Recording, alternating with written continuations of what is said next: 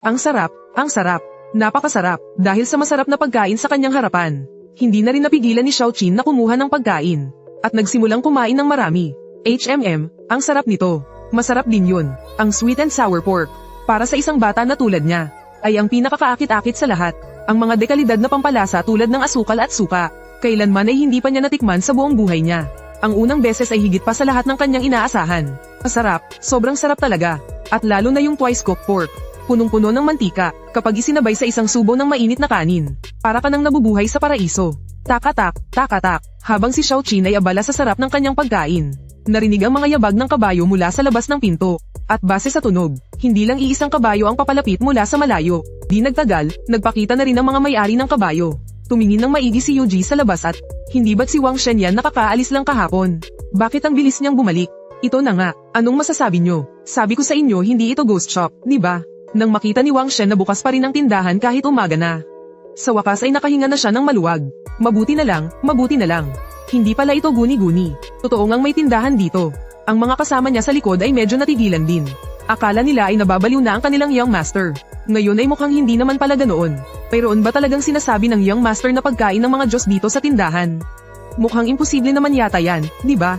Bumaba sila sa kanilang mga kabayo na may pagdududa. Tumingin-tingin sila sa paligid. Kahit paano mo tingnan, isa lang itong luma, sira-sira, at maliit na lugar. Imposibleng may ugnay sa masarap na pagkain. Wow, ang bango. Ang bango-bango. Kaya lang, parang iba ang lasa sa huli kong kain dito. Si Wang Shen ang nanguna. Kaya naman siya ang unang nakaamoy ng mabangong pagkain. Hindi pinansin ang gulat na tingin ng lahat. Diretso siyang pumasok sa loob. At lumapit sa harap ni Xiaoqin. Sakto namang nakita niya ang 3 platong may lamang pagkain kinain na ang kalahati. Ano to? Itinuro ni Wang Shen ang 3 plato ng pagkain sa harap niya. Medyo nanginginig pa. Noong huli siyang pumunta, wala siyang nakitang ganito karaming masasarap na pagkain. Kung pao chicken lang ang nakain niya. Nang maisip niyang pinalampas niya ang 2 masasarap na putahe. Nanginginig siya sa galit. Gusto niyang komprontahin ang may-ari. Yang 2 yan. Yung isa ay sweet and sour pork. At yung isa naman ay twice cooked pork. Tiningnan ni Yuji. At basta na lang sinabi ang pangalan ng mga pagkain. Kahit na mukhang disente naman si Wang Shen. Pero kasyang ibinayad niya. Para sa kanya, hindi ganoon kalaki ang direktang pakinabang kumpara sa bigay ni Xiaoqin. Isa lang siyang ordinaryong customer. Ang ibig kong sabihin, kung mayroon naman pala kayong ganito kasarap na pagkain, bakit hindi nyo yan inihain sa akin noong nakaraan? Minamaliit mo ba ako? Iniisip mo bang hindi ako makakapagbayad? Alam ko na. Siguradong dahil gabi na noon. Kaya walang nakahandang sangkap sa kusina. Habang nagagalit si Wang Shen, gumagawa pa rin siya ng palusot para kay Yuji. Hindi ba't nabanggit ko na sa'yo noon? Ikaw mismo ang nagsabing ayaw mo. Sayang at hindi ito pinahalagahan ni Yuji. Dahil nabanggit niya na talaga yun noon. Hindi niya aakuin ang sisi. Nabanggit mo. Talaga ba? Medyo nahiya si Wang Shen. Parang, oo nga, may ganoon nang nangyari. Noon kasi, inisip niya na sa isang maliit na kainan sa probinsya. Sapat na kung mayroon man lang isang specialty dish. Hindi niya man lang pinansin ang ibang mga putahe. Sino ba namang mag-aakala na ganito rin pala kasarap ang ibang putahe? Kung pwede lang siyang bumalik sa oras na yun ngayon.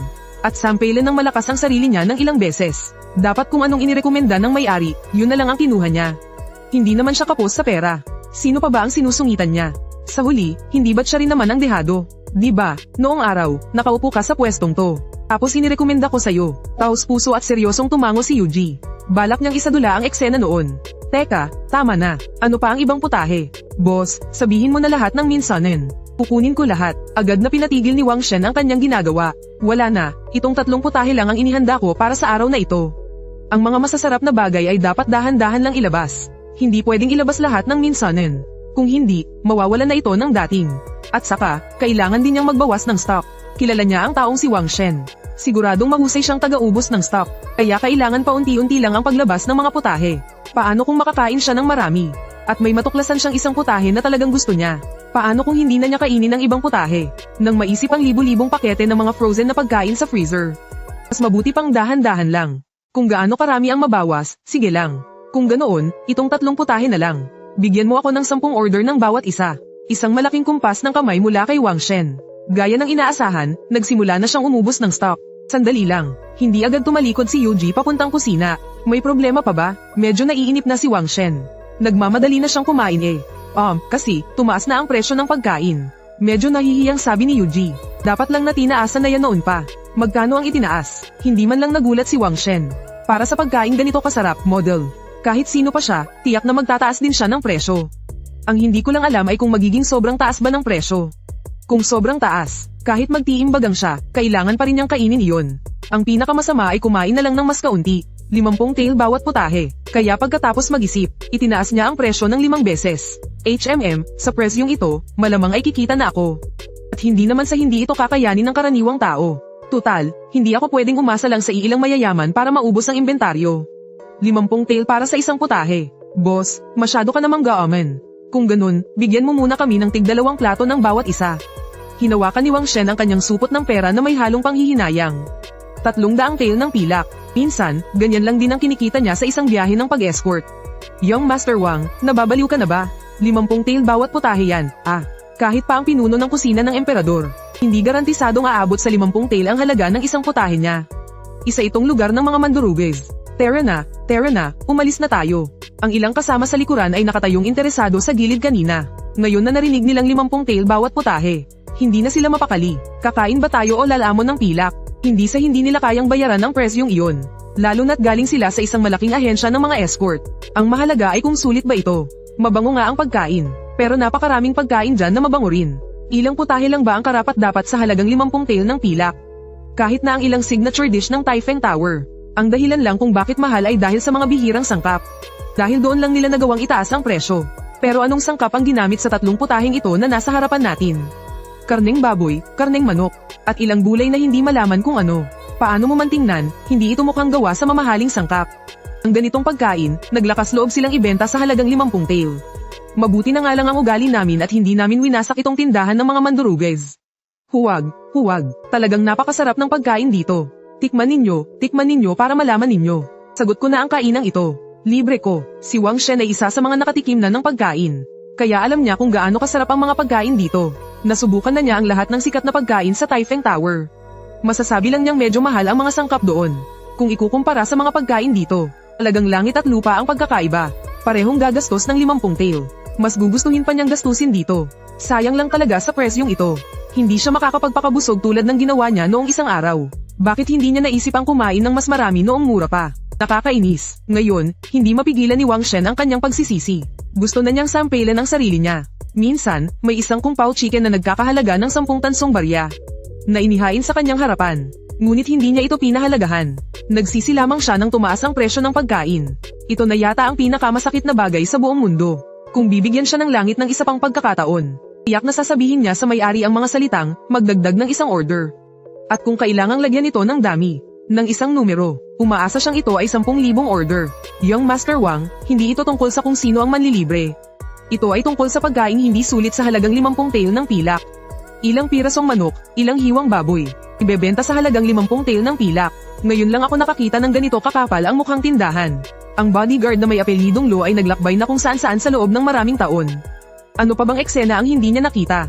Nakakain na rin siya ng pagkaing nagkakahalaga ng 500 tail ng pilak. Ngunit iyon ay noong naghahatid siya ng kargamento. At aksidenteng napasok sa isang mapanlamang na restoran. Nagbayad siya habang may kutsilyong nakatutok sa kanyang leeg. Iyon ang kahihiyan ng kanyang buong buhay. At dahil din doon, naging napakasensitibo niya sa mga mapanlamang na tindahan. Sa ganitong presyo ng pagkain, hindi ba't isa itong purong mapanlamang na tindahan? Oo nga. Mabuti na lang at hindi pa natin sinisira itong tindahan na ito. Sumang-ayon naman ang iba. Kakain ba kayo o hindi? Kung hindi, lumabas na kayo. Gusto sanang ipaliwanag ni Eugene na 50 wen iyon, hindi 50 tail. Pero nang marinig niyang gusto pang wasakin ng mga taong ito ang tindahan, bigla siyang nawalan ng ganang magpaliwanag. Kumikita lang ng kaunti sa pinaghirapan nilang pera. Tapos ang lakas pa ng loob nilang mag-inarte na parang may utang siya sa kanila. Tutal, parang hindi naman masyadong kumikita ang negosyong restoran.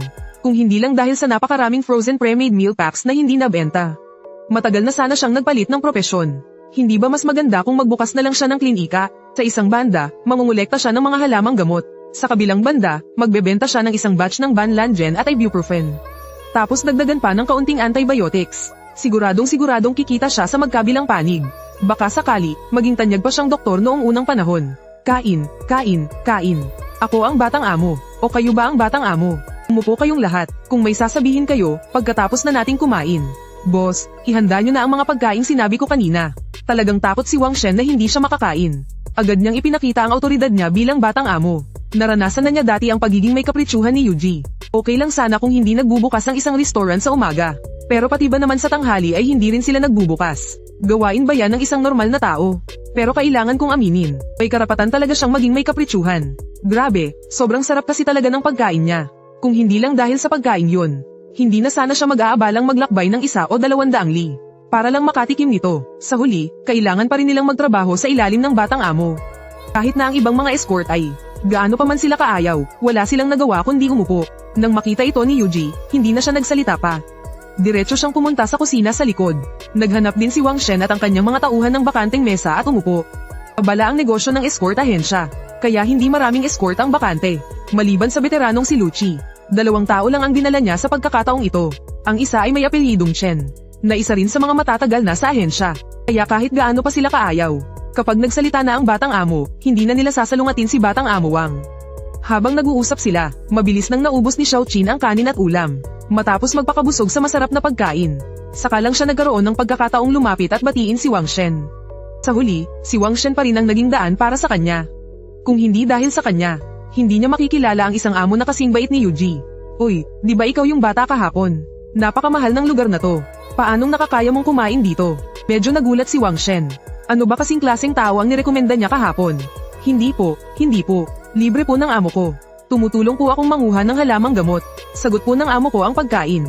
Sunod-sunod na iwinasiwas ni Xiaoqin ang kanyang kamay. Anong halamang gamot ba yan na napakahirap kunin?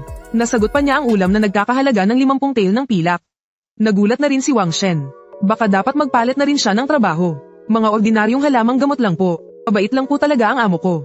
Naawa po siya sa akin. Kaya binigyan niya po ako ng makakain. Sunod-sunod na umiling si Xiaoqin. Siya, mabait, 50 tael ng pilak para sa isang ulam. Ang puso niyan, baka mas maitim pa sa dinukot mula sa lalagyan ng tinta. Bata pa kasi si Guard Shen. Hindi na niya natiis na makinig. Sa totoo lang, hindi naman ganoon kamahal. Kahapon nga may isang binibini. 10 tael lang ng pilak ang ginastos niya para sa isang ulam. Sa totoo lang, mabait naman kausap ang may-ari. Mamaya, maging magalang lang kayo sa pananalita. Baka sakaling bigyan pa kayo ng diskwento. Mahinang sabi ni Xiaoqin. PFFT, sabay-sabay na naibuga ng mga kasama niya ang kanilang iniinom. Pakinggan nyo nga, salita ba yan ng tao? Anong ibig sabihin ng 10 lang na tail ng pilak? Ang 10 tail, sapat na para makakain sa Taifeng Tower. Ang mga tao ba sa bayang ito, hindi pinapahalagahan ng pera? Ang bango. Habang nag-uusap sila, natapos na ang microwave chef sa kusina. Inihain ang 6 na putahe na may napakabangong amoy. Medyo ikinagulat ito ng ilang mga gwardiya. Sa totoo lang, kahit na mahal ang tinda nilang pagkain, ang bilis naman ng kanilang serbisyo. Sa aspetong iyon, talagang hindi makukumpara ang Taifeng Tower. Sobrang bagal maghain ng pagkain doon. Kadalasan, kailangan mo pang magpareserba ng maaga. Kung hindi, maghihintay ka ng matagal. 2 plato ng kung pao chicken, 2 plato ng twice cooked pork, at 2 plato ng sweet and sour pork fillet. Bibigyan ko rin kayo ng isang palangga ng kanin. Kumpleto na ang mga order ninyo. Inilapag ni Yuji ang mga pagkain sa mesa ng walang emosyon. At si Wang Shen na kanina pa atet na atet kumain. Basta na lang dumampot ng isang pares ng chopsticks. Kumuha siya ng chopsticks mula sa lalagyan at nagsimulang kumain ng may lubos na kasiyahan. Isang subo pa lang ay napaiyak na siya. Ito na nga ang lasa na iyon. Ang lasa na buong araw niyang pinananabikan. Iyong pakiramdam na parang sumasayaw ang pagkain sa kanyang dila. Sa wakas, nagbalik na ulit ito. Ang iba naman ay hindi gaanong humanga. Mabango nga ang pagkain. Pero hindi naman kailangang maging ganyan, di ba? Lalo na si Lucci. Mula pagkabata ay nakita na niyang lumaki si Wang Shen. Kaya natural lang na hindi niya ito aagawan ng paborito niyang pagkain. Lalo na't isa itong mamahaling ulam na nagkakahalaga ng 50 pirasong pilak bawat isa. Sa buong buhay niya, nakapaglakbay na siya sa iba't ibang lugar. Anong pagkain pa ba ang hindi niya natikman? Bukod pa riyan, sa edad niyang iyon, nagsisimula ng hamina ang kanyang panlasa. Wala nang masarap para sa kanya. Kaya kinuha na lang niya ang kanyang plaskang may alak. At nagsimulang humigop nito. Si Escort Shen Biao naman ay talagang minamaliit ang tindahang ito. Ginaya na lang niya si Lucci at inilabas din ang kanyang plaskang may alak. Sa kabilang banda, si Escort Deng Biao ay mas mapagkumbaba. Hindi siya nakikipag-away, hindi nakikipag-agawan, at hindi nagagalit. Kung may pagkain, kumakain siya. Kaya naman, siya ang pangalawang nagsimulang kumain pagkatapos ni Wang Shen. Siyempre, nahiya siyang galawin ang ulam na nagkakahalaga ng 50 tael. Kaya kumuha na lang siya ng isang mangkok ng kanin mula sa kaldero sa gilid. Nahihiyang kumain, libreng kanin, walang masama kung susubukan. Narinig na niya dati sa batang amo, na mas masarap daw ng ilang beses ang kanin dito kaysa sa Taifeng Lu. Pinaliwala niya lang yun noon. Pero sa isang subo pa lang ng kanin, ang mayaman na amoy ng karne na may bahagyang tamis, ay agad na pumuno sa buong bibig niya. Diyos ko, kanin ba talaga ito? Bakit parang ibang-iba ito sa mga nakain ko na dati? Ang texture nito, ang lasang ito, nanlaki ang mga mata ni Deng Biaoshi. Pakiramdam niya, kahit itong kanin lang ang kainin niya, Mauubos niya ang buong kalderong ito. Kung ganito nakasarap ang kanin, paano pa kaya ang ulam? Dahil sa kaunting pananabik, maingat na tinarget ni Deng Biaoshi ang twice-cooked pork. Iniunat niya ang kanyang makasalanang kamay. Isang piraso ng twice-cooked pork ang pumasok sa kanyang bibig. Ang aroma ng taba, na may halong iba't ibang lasa na hindi maipaliwanag, ay direktang nagdala sa kanya sa alapaap. Napakasarap, tunay na pagkain ng langit sa lupa. Sa sandaling iyon, naintindihan na niya sa wakas ang iniisip ni Wang Shen. Ang isang ulam na tulad nito, huwag nang sabihing 50 tael. Kahit 100 tael pa, kakainin niya talaga. Pero itong ulam na kalalapag lang sa mesa. Bakit sa isang kurap lang ay kalahati na ang nawala? Ang siya'y tumingin. Naka-beast mode na pala si Wang Shen. Nagliliparan ng kanyang mga chopsticks sa hapagkainan. Sa isang iglap, nabawasan na naman ng malaki ang mga ulam sa mesa. Dahil dito, hindi na nakapagtimpi pa si Deng Biaoshi. Sa isang galaw na parang 3 tango ng phoenix, tinugod niya ang plato sa kanyang harapan. Nagwala na ng tuluyan. At ganoon nga, nag-agawan sila sa pagkain. Sa loob lang ng 2 minuto, ang 6 na putahe sa mesa ay naglaho habang tulalang nakatingin sina Chen Biaoshi at Lu Qi. Wang Xiao, ang usapan, ililibre mo kami ng pagkain na to. Sa mga platong to, 4 sakin, 2 sayo. Pagkatapos kumain ng 2, hindi pa rin sila kontento. Habang tinitingnan ng mamantikang mga plato, sabay nilang pinag-agawan ang mga ito. Kalokohan, malinaw ang usapan na sasamahan mo lang ako tumingin dito. At saka, ako ang gumastos ng lahat ng pera. Dapat 4 sakin, 2 sayo. Biro ba yan? Paanong isusuko ni Wang Shen ang mga plato? Sa isang tingin pa lang sa sarsa, alam mong perpekto itong ihalo sa kanin. Kung ganoon, huwag mo akong sisisihin sa gagawin ko. Daanin na lang natin sa abilidad. Nagpakawala ng isang masamang ngiti si Deng Biaoshi. Inunat niya ang kamay at unang sinunggaban ng isa. HMP, kung ganun, huwag mo kong sisisihin kung wala akong pakisama. Hindi naman nagpatalo si Wang Shen. Diretso niyang sinipa ang upuan ni Deng Biaoshi para lumipad ito. At naunahan na siya. Sa wakas, ligtas niyang naaga ang 4 na plato. Si Chen Biaoshi, bata pa rin talaga. Hindi siya mapakali, tinuro niya ang 2, sobrang gulat na hindi na siya makapagsalita. Boss, bigyan mo ako ng isang order. Yung sweet and sour pork na lang. Taong aksyon nitong si Changchi. Ngayon, hindi niya maiwasang maging mausisa sa lasa ng ulam na ito. Sayang lang at ang mga plato sa harap niya ay dinilaan ng malinis. Kahit na gustuhin niyang tikman ang lasa, hindi na pwede. Kaya wala siyang nagawa kundi umorder ulit ng isa pang ulam. Ganoon din, pagkalipas ng 3.5 minuto, isang mukhang makatas na sweet and sour pork ang inihain sa mesa. Nang makita sina Wang Shen at Deng Biao na parang mga tigreng nag-aabang, diretso na lang itong hinawakan ni Changchi sa kanyang mga kamay. Hindi man lang niya nagawang ailapag sa mesa. Dahil kung hindi, sigurado siyang isang subo lang ang makakain niya. Ang hindi niya alam ay, malapit na niyang ipagpasalamat ang naging desisyon niyang ito.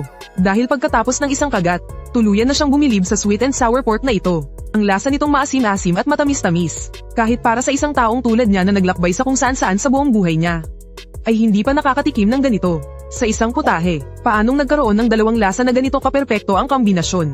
Ang asim ng suka ay pampaganya, at nababawasan nito ang sobrang tamis na dala ng asukal. At sa pagkakaroon din ng asukal, nabawasan din ito ng husto. Ang matapang na lasa ng suka, ang pagsasama ng 2, ay sadyang perpekto. Agad na nabighani si Lu Qi sa sarap nito. Sa ilang subo lang, ang isang serving ng sweet and sour pork, ay hindi man lang umabot ng 1 minuto sa kanyang mga kamay. Pagtingin niya sa natirang sweet and sour sauce sa plato, naglakas loob siya, at umorder pa siya ng isang mangkok ng kanin. Ano naman kung kaiya-hiya, sa edad niyang ito, hindi na siya natatakot mapahiya. Gamit ang kanin, sinimulan na niyang linisin ang kanyang plato. Sa isang iglap, may isa na namang malinis na plato sa mesa. Mas malinis pa ang pagkakain niya kumpara sa 2. Matapos dilaan ang plato ni Changchi, tila hindi pa siya kontento. Tiningnan niya muli ang plato sa mesa, na para bang gusto pa niyang dilaan ulit ito. Pero 3 beses na niya itong dinilaan. Wala na talagang lasa. Kung hindi, hindi niya basta-basta ibababa ang plato. Masasabi lang na medyo nang hinayang siya. Hindi, Tio Lu, bakit pati ikaw ay ganyan na rin? Talagang hindi na maintindihan ni Chen Biaoshi. Ang 2 dating kakampi niya, bakit bigla na lang silang nagtraidor? Chen, sa tingin ko ngayon, si Young Master Wang talaga ang karapat-dapat na maging susunod nating pinuno. Ang galing niyang pumili, walang duda. Hindi nagpaliwanag si Lu Qi. Sa halip, pinuri pa niya si Wang Shen. Oo nga. Ang galing talagang pumili ni Young Master Wang, walang duda. Nakahanap siya ng isang napakasarap na kainan na tulad nito. Sa hinaharap, siguradong mananatiling numero 1 ang ating Wei Yuan Escort Agency. Sang-ayon naman si Deng Biaoshi. Sobra naman yan. Nagkataon lang din. Nakatungtong lang ako sa balikat ng isang higanti. Masasabi ko lang na sadyang magaling magluto ang boss. Sayang nga lang, hindi ito makakain araw-araw. Mapagkumbabang iginawi ni Wang Shen ang kanyang kamay pababa. Puno ng matinding kalungkutan ang kanyang mukha. Ang ganitong klaseng sarap, isang araw lang na hindi niya ito kainin ay sobrang bigat na sa pakiramdam. Boss, bigyan mo rin ako ng isang order nitong twice cooked pork. Sa wakas ay hindi na nakatiis si Darth Master Chen. Wala na siyang pakialam kung magkano pa man ito. Isa lang ang gusto niyang malaman sa ngayon.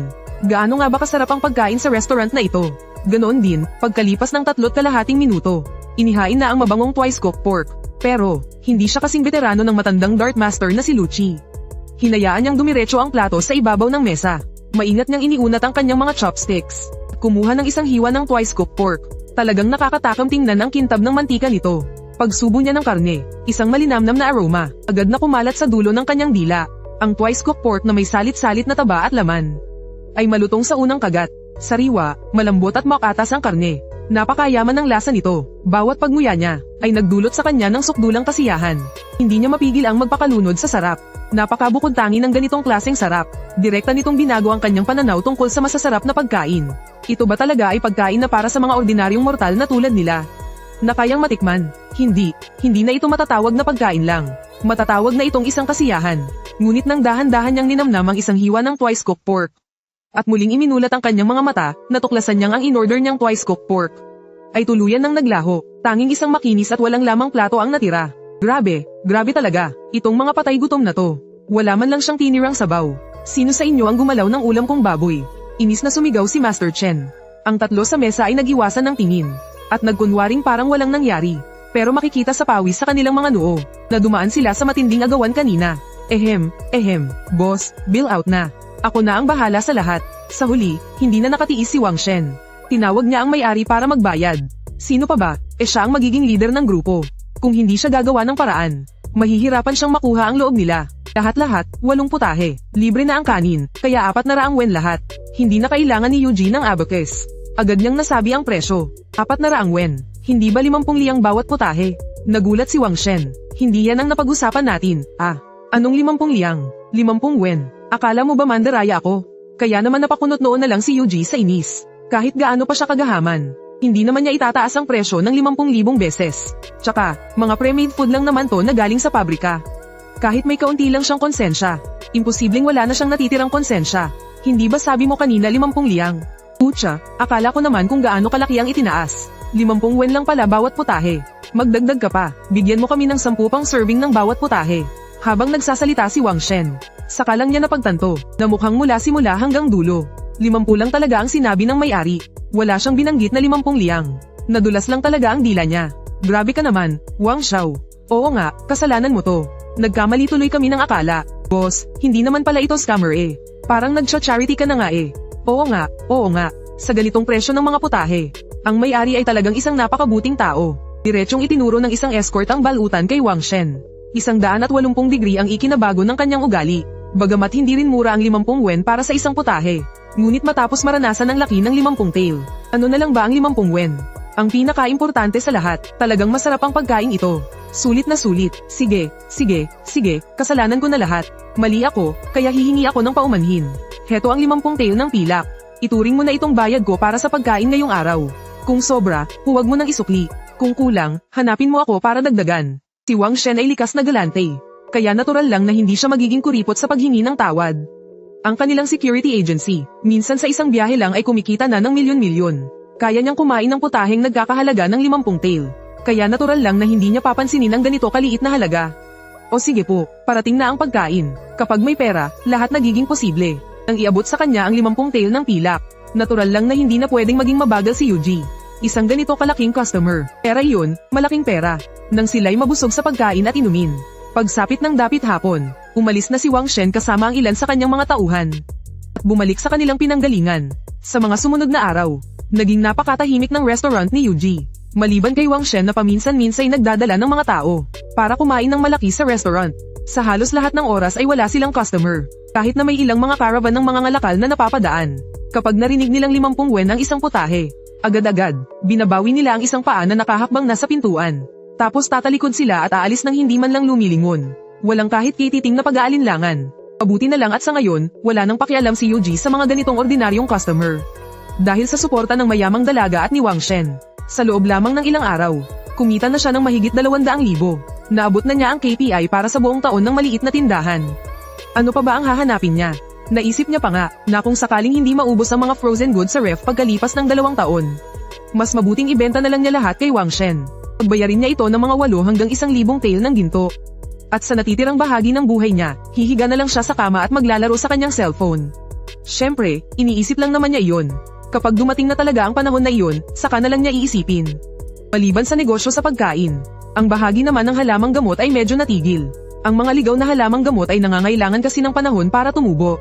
Maliban sa malalaking ani noong una kung saan kumita siya ng mahigit 100,000. Ang mga sumunod na halamang gamot ay paunti na ng paunti. Wala nang magawa, naubos na kasing pitasin ang mga madaling kunin. Ang mga natitira ay mahirap ng pitasin. O kaya naman kailangan pang lockerin ng malayo. Kaya naman, inaabot ng ilang araw bago makapuno ng isang basket para may benta. Pero ito naman talaga ang gusto ni Yuji. Kung araw-araw kasing ganoon karami ang halamang gamot, medyo hindi na iyon magiging normal. Mahirap nang ipaliwanag kung saan nanggagaling ang mga ligaw na halamang gamot. Kahit na hindi ito gaanong iniintindi ni Yuji, si Xiaoqin naman ay sineseryoso ang bagay na ito. Nagpaalam siya ng ilang araw. Mukhang pupunta siya sa ibang mga baryo para bisitahin ang mga kamag-anak. Marahil ay plano niyang mag-ipon ng mas maraming tao para tumulong sa pamimitis ng gamot. Tungkol sa bagay na ito, hindi naman siya pinigilan ni Yuji. Ang pamilya ng kaibigan niya mula pagkabata na si Li Tongren, ay hindi lang nagpapatakbo ng isang maliit na klinika ng Chinese medicine, kundi daan-daang batika sa buong bansa. Napakalaki ng pangangailangan nila sa mga ligaw na halamang gamot. Kahit gaano karami ay kaya nilang kunin. Masasabing hindi sila tumatanggi sa kahit sino. Si Xiaoqin naman ay naghahanap din ng mga tao para kumita rin siya ng pera, lalo na si Yuji. Ang middleman ang kumikita ng pinakamalaking tubo. Bakit naman niya pipigilan ang ganitong sitwasyon kung saan lahat ay panalo? Eka, hindi lang pala 3 ang nananalo. Ang mga batang tumutulong sa pamimitis ng gamot ay kumikita rin. Ang mga pasyenteng gumamit ng tunay na gamot ay gagaling. Masasabing 5 panalo, 6 na panalo, 7 o 8 panalo, pwede lahat. Bagamat hindi isang Diyos ng medisina, ang kabutihang loob ay hindi masukat. Ang buhay ni Yuji sa panig na ito ay mapayapa. Ngunit ang buhay ng ilang tao ay hindi gaanong kaaya-aya. Mansyon ng mga zoo, klang. Iyon ang tunog ng isang florang bumagsak sa sahig. Ang mga basag na piraso ng porselana ay kumalat sa silid ng binibining si Zhu Xinyu. Ito'y nagdulot sa binibining ito na parang isang estatwang putik, na hindi mapigil ang magtaas ng kilay. Dahil, hindi na ito ang unang beses na nangyari. Kung bibilangin ngayong buwan, ito na ang ikatlong florang nabasag. Nitong mga nakaraang araw, ang kanyang tagapagsilbi na si Xiaochun ay hindi malaman kung ano ang nangyayari. Para siyang sinasapian ng demonyo. Hindi maayos ang pagsuklay ng buhok.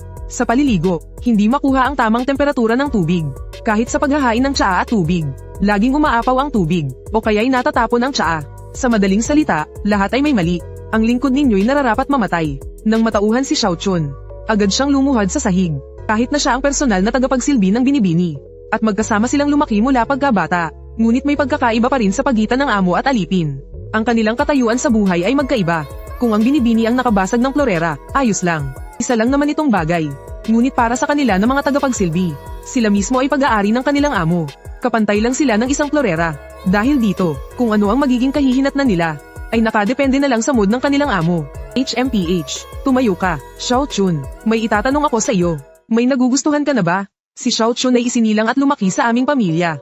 3 henerasyon na silang tapat na naninilbihan sa amin. Ang buong pamilya niya ay sa bahay ng mga zoo nakatira. Sa bagay, mula pagkabata ay magkasama na kaming lumaki. Kaya naman hindi masyadong mahigpit si Zhu Xinyu kay Xiaochun. Pero talagang curious siya kung ano na ang nangyayari sa kanyang alalay. May problema ba sa pamilya?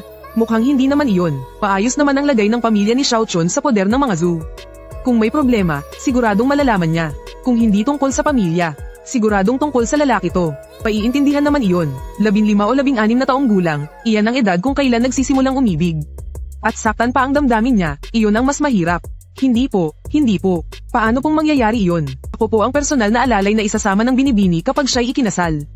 Hindi pa naman po ikinakasal ang binibini. Mali, kahit pa ikasal na ang binibini, hindi po iyon mangyayari. Sunod-sunod na umiling si Xiaochun. Pulang-pula ang mukha niya sa hiya. Talagang dalagang-dalaga na. Agad na nahihiya kapag napag-uusapan na ang tungkol sa mga lalaki at babae. Huwag kang mag-alala, kahit na personal na alalay kita.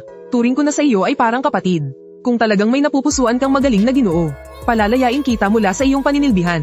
Para makapiling mo siya at maging maligaya kayo. Siyempre, kailangan ko munang makilala at kilatisin ang kanyang pagkatao. Taos-pusong sabi ni Zhu Xinyu. Hindi po, binibini, huwag na po kayong manghula. Wala po talaga akong nagugustuhan. Sabi pa ni Xiaochun. Habang lalo namang namumula ang kanyang mukha sa hiya. Sinasabi mo pang wala, ha? Namumula na ang mukha mo na parang puwet ng unggoy. Hulaan ko, ang bunsong anak ni Tio Liu. Imposible, kung mayroon man sa inyo, dapat noon pa sana nangyari. Yung binata ng pamilyang Zhang. Hindi rin. Sa itsura niyang iyon, hindi mo rin siya magugustuhan.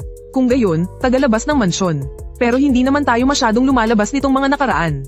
Huwag mong sabihin, nagustuhan mo yung may-ari ng restaurant. Unti-unting naghinuha si Zhu Xinyu. Habang lalo siyang nag-iisip, lalo siyang kinakabahan. Ang tanging beses na lumabas sila ay noong pumunta sa templo para mag-alay ng insenso. Isa iyong kumbento ng mga madre. Tadaan, maliban sa kutsero, wala man lang silang ibang nakitang lalaki. Ang kaisa-isang lalaking nakasalubong nila ay ang may-ari ng restaurant na iyon. Kung iisipin ng edad at titignan ng itsura, sa bagay, bukod sa matalas niyang dila, mayroon talaga siyang dating para mabigani ka sa unang tingin. Siguradong siya na nga, binibini, kung saan-saan na napupunta ang isip mo. Paano ko naman siya magugustuhan? Yung masama ang ugali na yon. Biglang nawala ang pamumula sa mukha ni Xiao Chun. Napalitan ito ng nag-aalangang ekspresyon. Kung tutuusin, bago ko natikman ng pagkain, marahil ay ayaw ko rin sa may-aring iyon. Ngunit pagkatapos kong matikman ang mga luto niya, tuluyan nang nagbago ang tingin ko sa kanya. Kahit na masama ang ugali ng may-aring iyon, hindi naman siya ganap na masama, dahil sulit naman talaga sa presyo ang mga pagkain niya. Hindi talaga siya, hindi naniwala si Zhu Xinyu. Hindi nga siya, mariing sabi ni Xiao Chun. Bakit parang wala ka sa sarili nitong mga nakaraang araw? Mayroon ka bang hindi masabi sa akin? Hindi pa rin naniwala si Zhu Xinyu, pero sinakihan pa rin niya ito at nagtanong. Wala naman po talagang importante. Gusto ko lang sanang lumabas ng mansyon sandali. Nais ko sanang humingi ng pahintulot na umalis. Tila nag-aalangan si Xiao Chun. Nitong mga nakaraang araw ay hindi siya mapakali sa pagtulog. Sa kanyang puso't isipan at maging sa panaginip ay iisa lang ang laman nito. Ang makakain muli sa restaurant na iyon. Dahil dito, wala siyang ganang kumain. Ilang araw na siyang hindi nakakatulog ng maayos. Kapag hindi maayos ang tulog, natural lang na manghina ang katawan. Kaya naman pala palagi siyang pumapalpak sa trabaho. Pero sa totoo lang, sobrang sarap talaga ng pagkain doon. Kapag natikman mo, hahanap-hanapin mo. Pinapayagan na kita. Sige na, umalis ka na. Wala naman akong gagawin dito. Saka, nandito pa naman ang ibang mga katulong. Talaga po, umalis ka na ngayon din.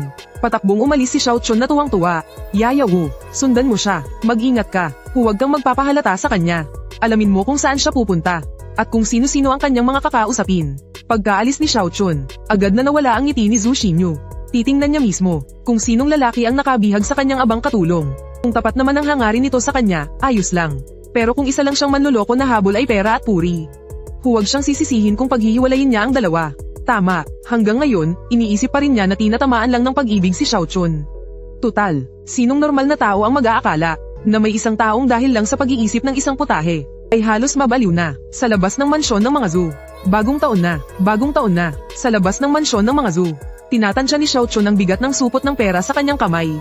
Masaya siyang nagpatalon-talon patungo sa direksyon ng kainan. Hindi niya man lang namalayan na may sumusunod sa kanya, na isang taong palihim. Sa ngayon, ang buong puso't isip niya ay nakatuon lamang sa kanyang pananabik sa masarap na pagkain. Sa pagkakataong ito, kailangan niyang magpakasawa sa pagkain sa restaurant. Kaya lang, pagdating niya sa labas ng pinto ng kainan, bigla siyang nag-alinlangan. Noong huling beses kasi, sumumpa siyang hinding-hindi na siya babalik. Gaano pa lang ba katagal ang nakalipas? Kung papasok lang siya ng ganito, hindi ba't para na rin niyang kinain ang sarili niyang salita? Dahil isa pa rin siyang dalaga. Medyo manipis ang kanyang mukha. Nang makita ito ni Mama Wu na sumusunod sa kanya, lalo lang niyang nakumpirma ang hinala ng kanyang senyorita. Gaya nga ng inaasahan ng senyorita. Dito nga sa lugar na ito, ang paghinto niya sa may pinto, sa kanyang paningin ay parang isang dalagita, na nahihiya bago makipagkita sa kanyang mangingibig. Ayan, nahihiya pa, nag-aayos pa ng buhok, at naglalagay pa ng kolorete sa mukha. Lalong naging sigurado si Mama Wu sa kanyang mga hinala. Alam mo, itong batang to, hindi naman nag-aayos yan dati. Pero ngayon, ang laki ng oras at effort na ginugol niya sa pagmi-makeup. Kung sasabihin mong hindi yan para makipagkita sa lalaki, sinong maniniwala dun? Si Xiao Chun sa unahan ay walang kaalam-alam na ang sumusunod sa kanya sa likod. Si Wu Mama ay napakarami na palang iniisip. Kung nalaman niya lang, siguradong sisigayan na napagbintangan siya. Naglagay siya ng pulbos sa mukha, at nilugay ang kanyang buhok, dahil lang ayaw niyang makilala siya ng may-ari ng tindahan. Dahil kung hindi, sobrang nakakahiya, inayos niya ang kanyang buhok, at nilagyan ulit ng makapal na mabangong pulbos ang mukha. Kinuha niya ang salamin at tiningnan ang sarili. Sa wakas, iba na ang itsura niya kumpara dati. Doon lang nakampanteng itinago ni Xiao Chun ang salamin. Itong dalaga, parang nakita ko na dati. Hindi ba't ikaw yung katulong ng binibini sa karuwahe noong nakaraan? Pagkapasok pa lang niya, narinig mula sa loob ang pamilyar pero nakakainis na boses ng may-ari. Paano mo ako nakilala? Medyo natakot si Xiao Chun. Yung makeup na kalalagay niya lang. Kahit siya ay hindi na makilala ang sarili. Pero ngayon, isang tingin lang ay nakilala na siya agad. Ganito ba talaga katindi ang may-ari ng restaurant na to? Hindi ka man lang nagpalit ng damit. Kahit gustuhin ko mang hindi ka makilala, mahirap naman. Huwag na nating pag-usapan yan. Yung pagkain nung nakaraan, hindi naman siguro kinain ng binibini ninyo, no? Kumpara sa takot ni Xiao Chun, si Eugene naman ang talagang kinakabahan. Ilang araw na silang hindi nagpapakita. Tapos bigla na lang sumulpot itong katulong. At naging ganito pa ang itsura niya, parang multo. Nako, baka naman, nagkasakit ang binibini niya dahil doon sa pre-made na pagkain. Kaya nandito siya ngayon para manggulo. Anong gagawin ko? Dalhin ko kaya siya sa modernong ospital para ipa-stomach pump? Paano mo nalaman na hindi kinain ng binibini ko? Sa narinig kay Yuji, mas lalong nagulat si Xiao Chun. Parang manghuhula ang taong ito. Alam niyang siya lang ang kumain ng lahat ng pagkain noong araw na iyon. Paano ko naman malalaman? Hindi ba't ikaw ang tinatanong ko? Mabuti naman, mabuti naman. Basta't hindi kumain ng amo mo, ayos na. Matagal ko nang sinabi na hindi malinis ang pagkain namin. Dahil hindi naman pala kumain ng amo mo. Bakit ka pa bumalik dito? Napakalawak kaya ng pag-iisip niya. Hindi ba't dahil lang sinabi mong hindi malinis ang pagkain niyo noon? Nagbigay na kami ng regalo bilang kabayaran. Nagbayad na rin kami ng pera. Bakit mo pa rin dinidibdib ang isyong yan? Sabi ni Xiao Chun habang nagpupunas ng luha. Ang magulo niyang make-up sa mukha ay kumalat. Para siyang isang babaeng multo. Pero totoo namang hindi malinis ang pagkain namin. Baka magtae ka kapag kinain mo. Hindi na nakapagsalita si Yuji. Sa panahon ngayon, bakit walang naniniwala kapag nagsasabi ka ng totoo? Sinasabi mo pa rin yan. Talagang naiyak na sa inis si Xiao Chun. Sige. Hindi ko nasasabihin. Basta't ayos lang ang amo mo.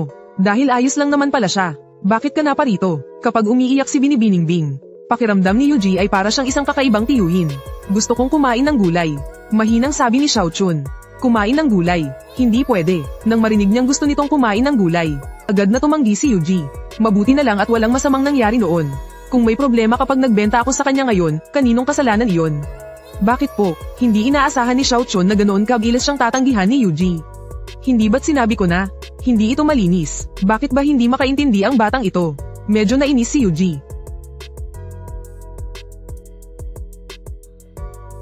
Kung malinis ba o hindi ang gulay ninyo?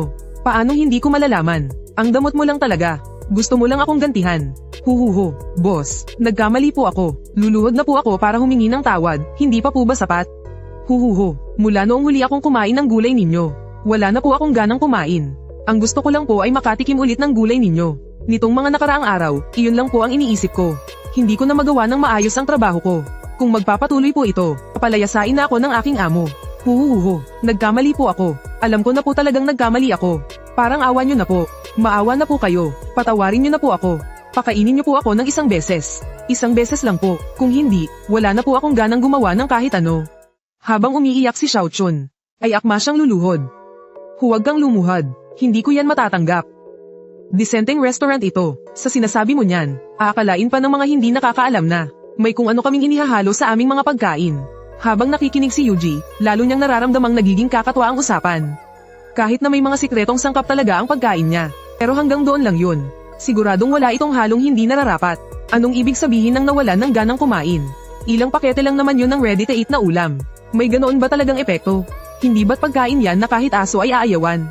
Pero paano niya nga ba malalaman? Na sa panahong ito, ang pagluluto ay halos wala namang masyadong ginagamit na pampalasa.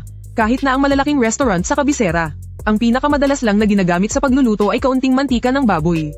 At dinadagdagan ng asin, maging ang pagdaragdag ng cooking wine, sibuyas, luya, at bawang para tanggalin ang lansa ay isang sikretong paraan na hindi pa alam ng karamihan. Mas masarap ang baboy kapag kinapan. Lalo na itong malaking sikreto na natuklasan lang kalaunan. Sa sinaunang panahon na sapat ng maluto lang ang pagkain. Ang napakaraming pampalasa ay masasabing parang galing sa ibang mundo.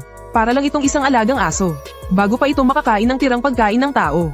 Kapag binigyan mo ito ng walang lasang dog food, tiyak na kakainin niya pa rin iyon. Pero sa oras na makakain na ito ng tirang pagkain, matikman ang masasarap na pagkain ng tao. At subukan mong pabalaykan ito sa pagkain ng dog food. Hindi ka na niyan papansinin. Bakit? Kasi wala ng lasa. Kung hindi mo ako pagbibilhan, hindi ako aalis dito. Pagmamatigas ni Xiao Chun, wala na siyang pakialam sa hiya. Para saan pa ang hiya? Mas mahalaga ba ang hiya kaysa sa pagkain? Sige. Pagbibilhan na kita, huwag mo akong sisisihin kapag may nangyaring masama sa iyo. At saka, nagtaas na ako ng presyo ng mga ulam ko. 50 yen bawat isang putahe. Kung sa tingin mo'y mahal, doon ang labasan. Napabuntong hininga na lang si Yuji. Ano ba naman to? Hindi po mahal. Boss, kayo na po ang pinakamasarap magluto. Kung ganoon, 3 plato po sa akin. Hindi, 7 plato. Dali-daling nagsalita si Xiao Chun. habang ipinapakita ang bilang sa mga daliri. 7. Mauubos mo ba yan? Tiningnan ni Yuji ang maliit na pangangatawan ni Xiao Chun. Sabi niya nang may pagdududa. Kapag hindi ko naubos, ipapabalot ko. Agad na sinabi ni Xiao Chun. Hindi pwede. Bawal magpabalot. 10 tail na pilak ang bayad sa bawat pabalot. 3 plato lang. Kunin mo kung gusto mo. Kung ayaw mo, edi wag. Lahat kasi ng putahe ni Yuji ay frozen. Siguradong lalamag yan kapag inuwi. At magiging kakaiba na ang texture nito. Para kasing nai-refreeze na. Ang mga pagkain ito, sa pagkakagawa, ay dumaan na sa flash freezing. Ang muling pag-init dito ay nakakasira na sa pagka-flash freeze nito. Kapag hinayaan pa itong lumamig, dadami ang bakterya, kahit initin pa ulit, bukod sa mag-iiba ang lasa. Malaki ang tsansang sumakit ang tiyan ng kakain. Sige na, 3 plato na lang. Kakainin ko, maswerte na't may makakain. Hindi na rin naging mapili si Xiao Chun. Ang gagawin ko na lang ay magmamakaawa kay Binibini. Napalabasin niya ako ng mas madalas. Hindi naman kalayuan ang lugar na to. Kayang-kaya kong takbuhin papunta rito. Sige, maghintay ka. Bumalik si Yuji sa kusina. At muli, ang pamilyar na 3 minuto. Ting, kung pao chicken, sweet and sour pork, at twice cooked pork. 3 masasarap na putahe ang sabay-sabay na inihain. Wow, ang galing. Ang sarap-sarap. Salamat, boss. Pagkahain pa lang ng mga pagkain sa mesa. Hindi na makapaghintay si Xiao Chun at agad na lumamon ng lumamon. Napailing na lang si Yuji habang pinapanood siya. Masyadong mamantika ang twice cooked pork. Sobrang taas ng calories. Yung kung pao chicken naman, pinirito muna sa mantika yung manok. Tapos, ketchup pa ang ginamit. Hindi talaga authentic ang pagkaluto ng putaheng ito. At yung sweet and sour pork, huwag na nating pag-usapan. Sobrang lapot ng sarsa, nawawala tuloy ang pagiging malutong. Itong 3 putahe na ito, matatawag mo ng masarap. Halatang hindi marunong kumilatis ng pagkain. Ang bango, sa pagkain na iyon, halos 1 oras ang ginugol ni Xiao Chun. Bago siya umalis ng masayang masaya at busog na busog, sa mansyon ng mga zoo. Samantala, nauna nang bumalik si Mama Wu para magulat. Sigurado ka ba sa nakita mo? Tanong ni Zhu Xinyu habang pinaglalaroan ang hawak niyang prayer beads. Habang siya ay nagtatanong, nakita ko po ng malinaw na malinaw. Pagkalabas ni Xiao Chun, dumiretso agad siya sa restaurant na iyon. May daladala pa siyang supot ng pera na punong-puno. Bago pa man siya pumasok, umabot ng halos kalahating oras sa pag-aayos. Naku, kung maglagay siya ng pulbos sa mukha, parang libre lang. Paulit-ulit niyang inayos ang buhok niya. Tapos, pumasok na siya sa restaurant. At nagtagal siya roon ng mahigit 1 oras. Paglabas niya, gusot-gusot na ang buhok niya. Halata ring nabawasan ang laman ng kanyang pataka. At ang ngiti sa kanyang mukha, punong-puno ng saya. Sa tingin ko po, tamang-tama sa hinala ninyo, Binibini. Ang batang iyan ay siguradong umiibig na. Idinetalya ni Mama Wu ang lahat ng kanyang nasaksihan. Sigurado ka bang hindi siya nagpunta sa restaurant para kumain? Nag-aalalang tanong ni Zhu Xinyu. Nako, hindi po. Sino po ba ang kakain ng mag-isa na aabutin ng mahigit 1 oras? Saka sino po ba ang mag-aayos ng sarili ng napakatagal para lang kumain? Isa pa, hindi naman po matako na bata si Xiao Chun. Dati-rati, siya po ang may pinakamalakas na pagpipigil sa sarili. Kahit 1 subo ng pagkain ay hindi siya sasobra. Sunod-sunod na umiling si Mama Wu. Sige, naiintindihan ko. Makaalis ka na. Oo nga pala, ipaimbestigahan mo ang may-ari ng tindahan na iyon. Alamin mo kung ano ang kanyang pinagmulan. Kung seryoso ba siya o isa lang manloloko na habol ay pera. Kung isa siyang manloloko, HMPH, isang mabangis na kislap ang lumitaw sa mga mata ni Zhu Xinyu. Masusunod po, umalis na si Mama Wu. Pagkaalis ni Mama Wu, saktong bumalik na rin si Xiao Chun. Xiao Chun, galing ka sa labas, mukhang maganda ang mood mo, ah. Maingat na pinagmasdan ni Zhu Xinyu ang mukha ni Xiao Chun. Halatang may mga bakas ng pagpunas ang kanyang mukha. May mga natira pang pulbos na nakakapit sa ilang hibla ng kanyang buhok. Lalo na ang matapang na amoy ng kolorete sa kanyang katawan. Ang nagpatunay sa mga sinabi ni Mama Wu kanina. Nag-ayos nga ang batang ito. Kaya lang, naghilamos siya pagdating. Pero ang ngiti sa kanyang mukha ay hindi niya may tago-tago. Hihihi. Huwag po kayong mag-alala, Binibini. Hindi na po ako muling magkakamali. Magtatrabaho ako ng mabuti. Hindi direktang sumagot si Xiao Chun. Napapangiti lang siya na parang ewan. Anong ginawa mo ngayong araw? Tanong ulit ni Zhu Xinyu. Kumain. Doon sa restoran noong nakaraan. Ang daming sinabi ni Xiao Chun. Pero paanong maniniwala si Zhu Xinyu? Kakain lang, ganoon nakasaya. Kakain lang, pero ang tagal-tagal. Kakain lang, kailangan pa talagang mag-ayos. Sus, sinong maniniwala doon? At ano pa, pagkain parang galing sa langit. Ang pinakamasarap sa buong mundo. Puro kalokohan. Sa dami ng sinasabi niya, halatang halata na may tinatago siya. Sa mga sandaling iyon, ang mga paliwanag ni Xiao Chun ay parang mga palusot lang ng isang teenager na takot mahuli ng magulang na may karelasyon. Habang dumarami ang sinasabi niya, lalo siyang nahahalata. Gayunpaman, hindi siya ibinuko ni Zhu Xinyu. Ang magnanakaw, hinuhuli kasama ng ninakaw. Ang nangangaliwa, hinuhuling magkasama.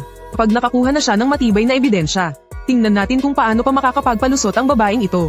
Sa mga sumunod na araw, Paminsan-minsan ay nagpapaalam si Xiao Chun para lumabas at kumain sa labas. At syempre, hindi naman tumututol si Zhu Xinyu. Ang kailangan niya ay makahanap ng tamang pagkakataon para kumilos. At ang pagkakataong iyon, ay kailangang hintayin. Ang pinaka-importante, ay kailangan muna niyang mag-imbestiga. Tuloy-tuloy pa rin ang negosyo sa restaurant. Pero ang oras ng pagbubukas ng tindahan ni Yuji ay lalong naging paiba-iba. Total, 1 o 2 lang naman ang madalas niyang customer. Kaya kahit magbukas siya o hindi, ayos lang. Maliban kay Xiao Chun na madalas pumunta. Ang natitira ay si Wang Shen na dumadaan din paminsan-minsan. Para ilibre ang mga bodyguard mula sa ahensya para sa isang salo-salo. Kung tutuusin, si Wang Shen ang pinakamadalas na bumisita. Kapag wala siyang ginagawa, palagi siyang napapadpad dito. Kawawa naman ang kabayo niya. Isang araw, dumating na naman si Wang Shen. Pero, hindi siya nag-iisa sa pagkakataong ito. Dala niya ang isang buong grupo ng mga tagapaghatid. Boss, ilabas ang pagkain. Ihain niyo sa akin lahat ng pinakamasarap na pagkain at inumin. Pagkapasok pa lang sa pinto, malakas na sigaw ni Wang Shen. Pakiramdam niya ay para siyang umuwi sa sarili niyang bahay. Oy, ang dami ninyo. Mukhang may malayo kang lakad. Napatingin si Yuji sa grupo ng ilang dosenang tao. Ang dami-dami. Masasabi kong, tunay ngang kahanga-hanga. Sa gitna ng grupo ay may ilang karwahe. May mga 10 kahon na nakalagay sa mga ito. Mukhang mabibigat. Sa itsura pa lang, alam mong napakahalaga ng mga ito. Oo nga, aabutin ng ilang buwan ang biyaheng ito. Matatagalan na naman bago ko matikman. Ang mga luto mo, tagapamahala. Napakalungkot na sabi ni Wang Shen. Pero, isa rin siyang taong alam kung ano ang dapat unahin. Ang pagkain ay pagkain lang naman. Ang mahalaga pa rin ay ang responsibilidad sa aming ahensya. Kung walang gagawin, okay lang na pumunta rito para kumain at uminom. Pero kapag may trabaho, kailangan naming bumiyahe para maghatid. Kung hindi, ang isang malaking negosyong tulad nito ay malulugi sa loob lang ng ilang henerasyon. Mahalaga ang trabaho, pero saan ba ang punta ninyo? Tumango si Yuji, at casual na nagtanong, mayroon kaming mga kargamento na ihahatid sa Chenzhou. Hindi naman gaanong kalayuan, kaya lang, medyo magulo sa timog ngayon. Kaya baka hindi magiging mapayapa ang biyaheng ito. Umiling-iling si Wang Shen. Hindi maganda ang kanyang timpla. Magulo. Nagtaka si Yuji. Mula nang dumating siya, narito na siya sa bayan ng Keihua. At hindi pa siya nakakalabas. Wala siyang kaalam-alam sa sitwasyon sa labas. Pero, nakikita niyang simple lang ang buhay sa bayan ng Keihua. Maliban sa medyo mahirap lang. Wala namang ibang problema. Nakala niyang ganoon din sa labas. Oo nga, sa mga nakaraang taon, kahit na sinusubukan ng korte ng imperyo na bumawi at magpalakas. Pero ang timog ay puro kabundukan at anyong tubig. Walang tumutubong pananim na pagkain. Kung hindi dahil sa mga negosyante at sa korte na nagdadala ng supply mula sa hilaga patimog. Matagal na sigurong nagkaroon ng tagutom. Pero, nitong mga huling taon, ang hilaga ay laging may matinding tagtuyot o malaking baha. Sila na nga mismo ay kinakapos sa pagkain. Kaya natural lang na hindi na nila masuportahan ang timog. Ngayon, kung saan-saan doon ay may mga tulisan na nagtatayo ng sarili nilang teritoryo. Sobrang gulo, napabuntong hininga si Wang Shen. Para sa aming mga tagapag-escort, ang ganitong sitwasyon ay may mabuti at masamang dulot. Ang mabuti, dumami ang aming trabaho. Ang masama naman, syempre, ay mas tumaas ang peligro. Sa madaling salita, lahat kami ay may kanya-kanyang hirap na dinaranas. Sige, kung ganoon, mag-ingat ka na lang. Sa ganitong sitwasyon, hindi alam ni Yuji ang sasabihin. Hindi siya isang tagapagligtas, hindi niya kayang iligtas ang lahat ng tao. Sa modernong panahon nga nila, may mga tao pa rin sa ilang bansa na walang sapat na makain. Kung hindi lang lumitaw ang isang henyo sa agrikultura sa henerasyon nila, palamang ay hindi rin magiging maganda ang sitwasyon doon. Ayos lang naman ako, sa galing ko sa pakikipaglaban. Kahit ano man ang kaharapin ko, kung hindi ko man kayanin sa laban, kaya ko pa rin makatakas. Nag-aalala lang ako sa iyo. Paano kung magkagulo talaga? Kumalat ang gulo hanggang sa kabisera. Mapapahamak ka. Naisip mo na bang subukan sa kabisera? Sa galing mong magluto, siguradong sigurado na makikilala ka roon. Matagal nang gustong-gusto ni Wang Shen na isama ka pabalik. Sakto, magandang pagkakataon to para alamin ang pulso niya. Hindi ako aalis kahit saan. Nagbibiro ka ba? Hindi naman niya pwedeng bitbitin ang kusina niya. Anong mapapala ko sa kabisera? Mas magiging ligtas ba ako roon kaysa rito? Kapag may nanggulo talaga, diretso siyang magtatago pabalik sa modernong panahon. Isasara lang niya ang blast-proof door. At walang sino man ang makakasakit sa kanya. Tama, hindi anti-theft door, kundi isang blast-proof door na kapantay ng sa bank vault. Nitong mga nakaraang araw, habang may libreng oras siya, sadya siyang kumuha ng mga gagawa para ikabit ito sa kusina. Basta't maisara, kahit bomba ay hindi ito kayang pasabugin. Ligtas na ligtas, kahit na hindi alam ng mga nag-install, kung bakit kailangan ng kusina ng isang blast-proof door. Pero dahil binayaran sila, ginawa lang nila ang trabaho nila. Bawat tao ay may kanya-kanyang trip, kaya pinili na lang nilang respetuhin iyon. Kahit pa hindi nila respetuhin ang trip niya, kailangan nilang respetuhin ang pera, di ba? Sa totoo lang, ang pinto na ito ay hindi naman talaga para sa mga nanggugulo.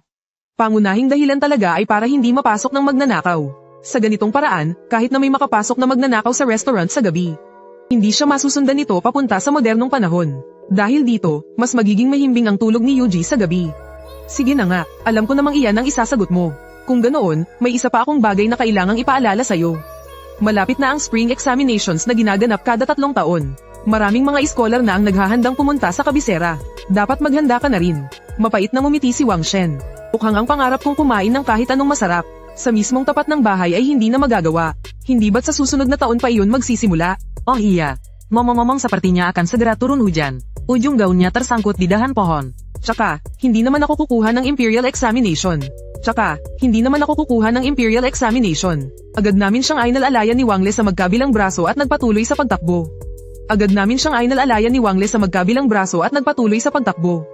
Sebaiknya kita cepat ke sana. Tepat setelah dia selesai bicara, ujung gaunnya tersangkut di dahan pohon. May narinig kaming mga putok ng baril sa unahan. Rat-tat-tat, ilang infected ang sunod-sunod na bumagsak. Rat-tat-tat, ilang infected ang sunod-sunod na bumagsak. Keseimbangannya goyah. Mga tao ba kayo? Mga tao ba kayo? Sumunod kayo sa akin. Sigaw ng isang boses. Isang anino ang lumitaw sa pilapil. Eno bergegas mendekat. Eno bergegas mendekat. Sa liwanag ng buwan, kitang-kita na nakaka-flush siya. Sa liwanag ng buwan, kitang-kita na nakaka-flush siya. Propesyonal ang mga galaw niya. Habang tumatakbo, lumilingon siya para mamaril. Bawat putok niya, sapul sa ulo ang mga infected. Pergelangan kakinya terasa sakit seperti robek. Kakimu terkilir. Salamat, sabi ko nang hinihingal. Pare-pareho lang tayong survivor dito.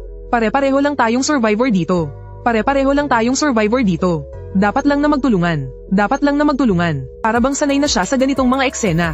Tanong ni Linyu. Retired na, maikling sagot ng lalaki. Tanpa menunggu Florene sempat bereaksi. Volunteer ako sa safe zone ngayon. Lumabas para maghanap ng supplies. Gaano pa kalayo ang safe zone? Dia membungkuk dan menggendongnya. Hindi na, mga 10 kilometro na lang.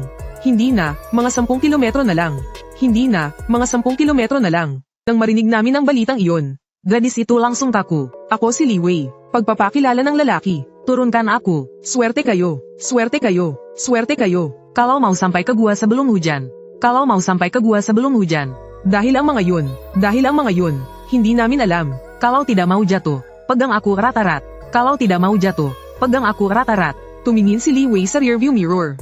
Florene hanya bisa pasrah memeluknya. Wala namang nasugatan sa inyo, di ba? Tapi ini terlalu dekat. Lahat ng may sugat ay agad na quarantine. Mahigpit ang inspection sa pagpasok sa safe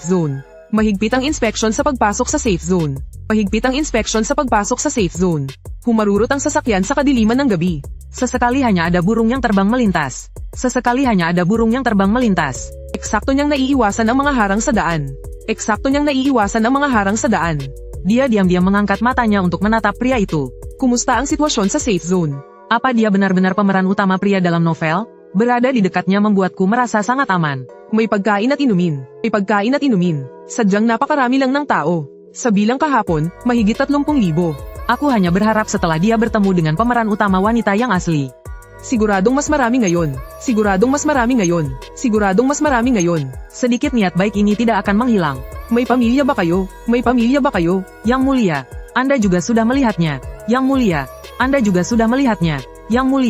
Anda juga sudah melihatnya.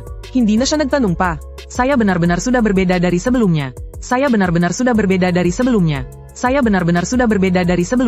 Sa katapusan ng mundo, ang mawalan ng kontak ay katumbas na rin ng tuluyang pamamaalam. Anggap saja saya seperti terlahir kembali. May mga ilaw na lumitaw sa unahan. Nantinya, walang tigil sa pag-ikot ang mga searchlight. Sabi ni Li Wei, at kinabahan kaming lahat. Isa itong lugar na napapalibutan ng barbed wire.